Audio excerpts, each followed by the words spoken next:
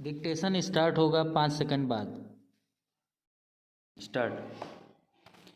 यह छिपी बात नहीं है कि दुनिया के संपन्न देश कमज़ोर देशों की तरक्की में बाधा बनते रहे हैं। उन्होंने हर वैश्विक मामले में अपना दबदबा कायम कर रखा है।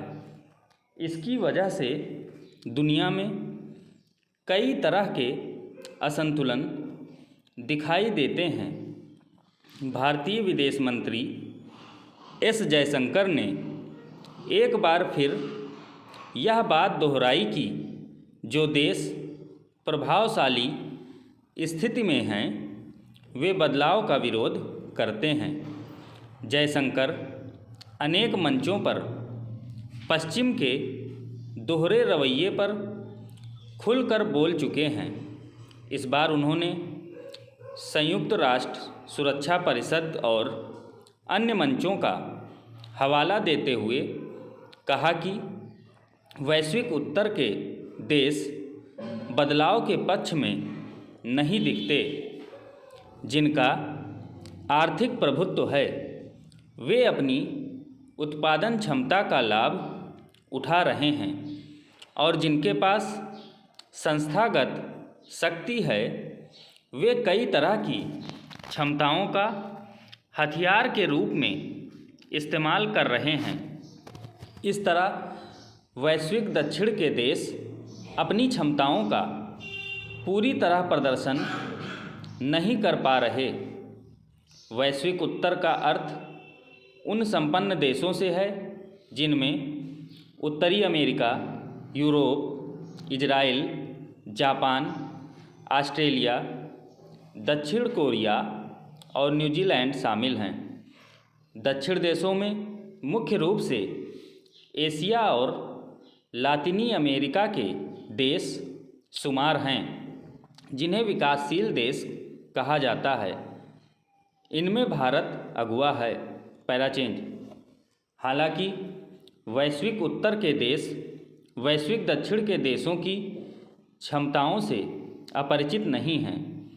जब उन्हें लगने लगा कि बदलती वैश्विक अर्थव्यवस्था में विकासशील कहे जाने वाले देशों को अलग थलग रखकर विकास की इबारत नहीं लिखी जा सकती, तब उन्होंने G7 का विस्तार करते हुए G20 का गठन किया था।